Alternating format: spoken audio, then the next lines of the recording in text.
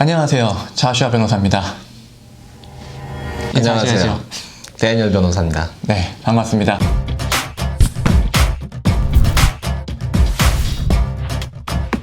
드디어 이렇게 같이 한 자리에서 촬영을 하게 됐습니다. 많은 분들이 사실 좀 요청도 하셨었고, 저희가 오늘 일단 나눌 말씀은 요즘 굉장히 핫한 토픽이에요. 일명 SIJS라고, SIJS. 뭐의 줄임말입니까? 네. 이 영어로 하면은 Special Immigrant Juvenile Status, 청소년 특별 이민 제도입니다. 어떻게 영어 발음 괜찮았나요? 네. 그럴걸요? 네.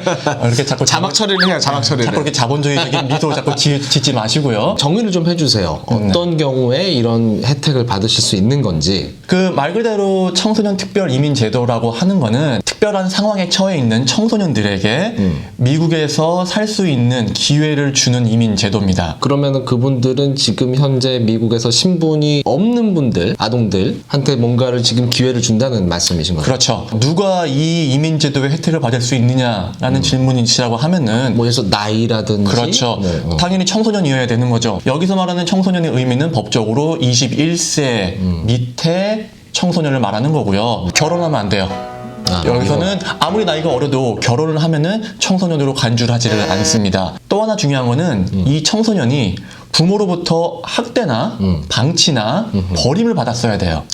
그런 경험이 있어야 합니다. 이 청소년이 자신의 본국으로 돌아가는 것은 이 아이에게 유익하지 않다라는 조건이 맞아 떨어지면 미국 정부에서는 오케이, 그럼 그런 청소년을 미국에서 살게 해주겠다라는 인도적인 휴메니테리한 이유를 토대로 영주권을 준다는 거예요. 저도 이제 그런 케이스들을 보기도 했고 식재를 했지만 구별을 좀 해야 될 것 같아요. 우리 미국에서 오바마 대통령 때 나온 다카 청소년 추방유예 그렇죠. 프로그램이랑 이것도 다른 거잖아요. 그렇죠. 그거는 다르죠. 무슨 부모님한테 학대 버림받은 거랑은 전혀 상관이 없이 어떤 시점 기준으로 해가지고 미국에 들어왔는데 불법 체류가 돼서 이렇게 된 거고, 지금 말씀하시는 건 그 친부모, 당연히 친부모겠죠. 네. 이런 질문도 많이 받아요. 양부모한테 다 뭐 학대나 이런 것들을 받아야 되는 건지, 아니면 부모 중 한 명만 한테 이렇게 받아도 되는 건지. 굉장히 좋은 질문이십니다. 네. 역시 뭐 질문의 수준이 다르시네요.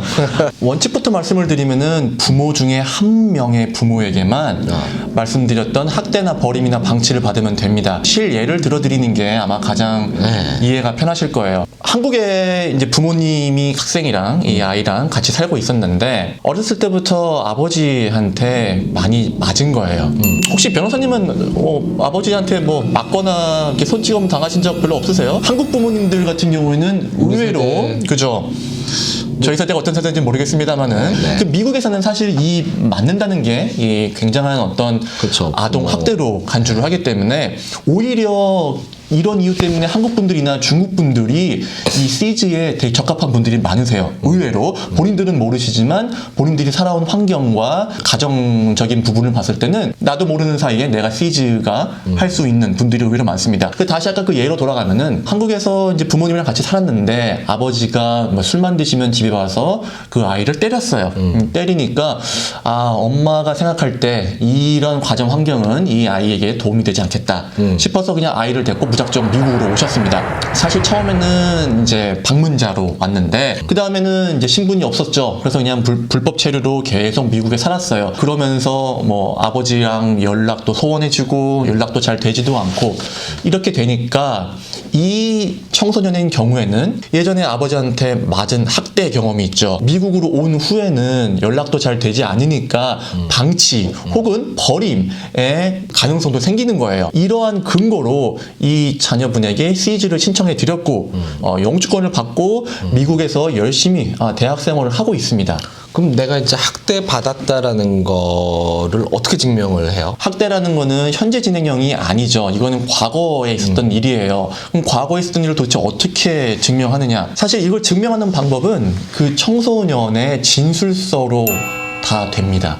그 학대를 받았던 그 아동의 진술서. 그렇죠. 쉽다 하면 쉬울 수도 있는 생각이겠지만 청소년, 그러니까 그 시즈를 지원하는 그 청소년이 진술서를 자세하게 쓰고 거기에 대해서 법원에 나가서 내가 진술한 내용이 맞다라는 증언을 하면은 기본적으로 법원에서는 이 청소년의 진술의 내용을 믿어줍니다. 21세 이하의 청소년들이 하는 얘기이다 보니까 좀 거짓말이 없고 뭐 티 없는 우리 아이들의 말로 신빙성을 더 주는 것 같아요. 그러니까 credibility를 좀 더 점수를 준다. 그렇죠. 그럼 지금 법원 얘기를 하셨잖아요. 그렇죠. 영주권은 미국 이민국에서 주는 것이고 법원은 뭐 이민법원이 아닐 것이고 지금 어느 법원 말씀하시는 거세요? 역시 솔직히 이제 합을 맞추지도 않은데 이 질문하시는 우리 내용이나 사실은 이것도 스크립트 대본도 막 없이 일하다가 막 급하게 들어왔다. 이거 너무 이거 지금 굉장히 열악한 이게 환경인 것 같은데 대본도 없이 이런 질문 해주시니까 그러니까요 굉장히 감사합니다. 지금 되게 좋은 질문하셨어요. CG 같은 경우에는 크게 두 단계로 나눠집니다. 첫 번째 단계는 가정법원 을 통한 절차가 필요해요. 이 가정법원이라는 거는 주법원이죠. 그러니까 뭐 뉴욕주면은 뉴욕주, 뉴저지면 뉴저지, 캘리포니아면 캘리포니아에 있는 그 주법원에서 청소년들을 관할하는 법원이 있어요. 그거는 주마다 다릅니다. 어떤 주는 이름이 다른 거죠? 그렇죠. 뭐 패밀리 코트라는 주도 있고요. 어떤 주는 뭐 주비나일 코트, 청소년 법원이라는 법원들이 있어요. 그 법원에 가서 아까 말씀드렸던 내가 21세가 안 됐고 아직 결혼도 안 했고 그다음에 부모 중에 한 부모로부터 학대나 버림이나 방치를 받은 경험이 있다라는 것을 진술을 하고 관련된 서류를 제출을 해서 그 법원으로부터 그 사실관계에 대한 내용을 인정받으면 그 법원 판결문을 받게 됩니다. 그 법원 판결문을 가지고 그 다음에 이민국으로 가는 거죠. 그 이민국은 이제 거기서부터 아무래도 저도 좀 그렇죠. 알죠. 네. 그 부분은 이제 또 우리 변호사님께서 전문 분야이시다 보니까 역으로 한번 질문을 드려볼게요. 우리가 가정법원으로부터 이런 판결문을 받았어요. 이거 갖고 그러면 이민국 가서 뭘 하면 되는 거죠? 이제 거기서부터는 사실 일반 영주권 신청하는 거랑 똑같은 단계예요. 폼 뭐 I-485라는 폼하고 이제 부대 신청서로서 노동허가증 또 뭐 여행허가서 이런 것도 신청을 할 수가 있죠. 그러니까 소셜럼 시큐리티도 이제 신청할 수가 있는 자격이 생기고 어찌됐건 미국 사회라는 데가 노약자에 대해서 이렇게 페이버하게 주는 나라다 보니까 좀 빨리 나오지 않아요? 영주권도? 일반 케이스들에 비해서 빨리 나오고 더군다나 이제 추방재판에 있는 경우에도 그런 걸 해본 적이 있었는데 어때요? 법원, 가정법원이나 그 청소년 법원에 갔을 때 판사님들이 이런 케이스를 다루실 때 좀 호의적이세요? 아니면 여전히 깐깐하세요? 굉장히 호의적인 편이에요. 청소년 특별 이민 제도의 목적 자체가 인도적으로 이런 어려움에 처한 아직 성년이 되지 않은 아이들에게 꿈과 미래를 좀 주자라는 굉장히 미국적인 사고방식이죠. 그 방식을 토대로 만들어진 법률이기 때문에 법원에 계신 판사님들도 그런 부분을 굉장히 많이 고려를 해 주십니다.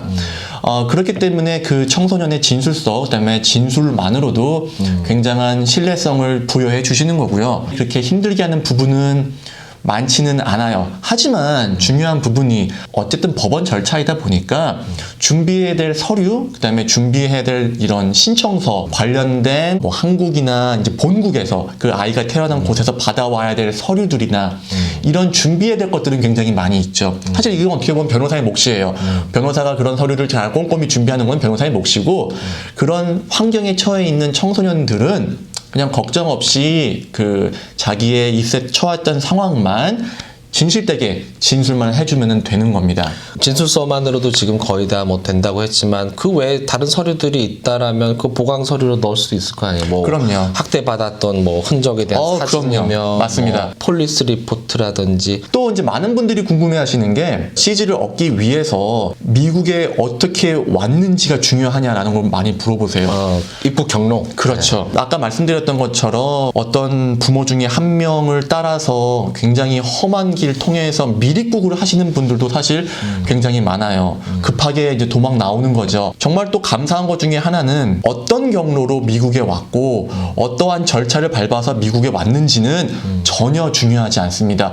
전혀 물어보지도 않아요. 국경을 뭐 넘어서 땅굴을 파고 들어왔든 어떻게 미국에 왔는지는 중요하지 않아요. 다만 시즈를 신청하려면은 그 청소년이 미국에는 있어야 됩니다. 그러니까 미국 밖에서는 신청할 수가 없어요. 그러니까 피지컬리 여기 안에 있어야 그렇죠. 되는 게 있다. 미국에는 일단 거주를 하고 있어야 됩니다. 어떤 방식이든 간에.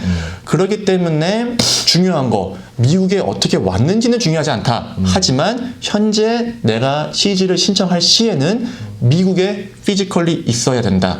요 부분이 굉장히 중요한 거죠. 사실 이거 오늘 많은 분들에게는 희소식일 수가 있어요. 뭐 그러니까요. 사실 이거 오늘 이 영상 보시는 분들 중에 굉장히 뭐 주변 분들이나 아니면은 본인들이 굉장히 한번 놀라시는 분들이 의외로 많을 거라고 생각을 합니다. 그러실 것 같아요. 그 실제로 이거를 진행하시는 변호사님도 많지가 않으세요. 왜냐면은 지금 말씀 나눈 것처럼 가정법원하고도 진행을 해야 되고요.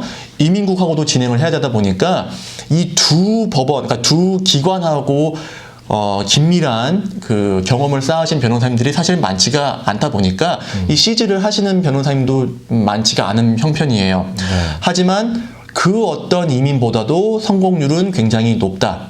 그거 하나만 제가 말씀드릴 수 있을 것 같아요. 미국이란 나라가 그런 면에서는 참 선진화되어 있다라고 생각이 들어요. 네. 어쨌든 이런 피치 못할 사정에 처해 있는 약자에 대한 배려. 그렇죠. 지금 오늘 좀 저희끼리 막 썰을 풀었지만 요 내용이 도움이 되실 분들이 분명히 있을 거라고 생각이 드네요. 그죠? 굉장히 생각보다 많을 겁니다. 지금 말씀하신 것처럼 미국이 뭐 이렇게 뭐 여러 나라에 갑질은 하지만 네. 자국 내에 있는 사람들에게 그 자국 내에 있는 심지어 외국인 그렇죠. 상태마저도. 사회적 약자라고 분류되는 사람들에게는 굉장한 많은 법적인 보호 장치를 제공을 해주려고 하고 있어요.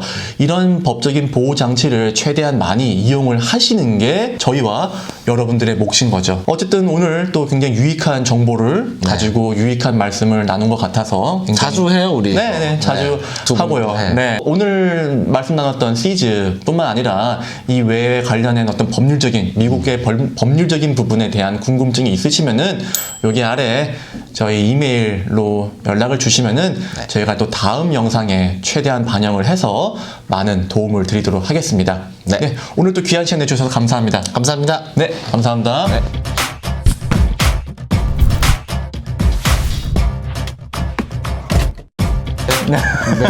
그럴걸요?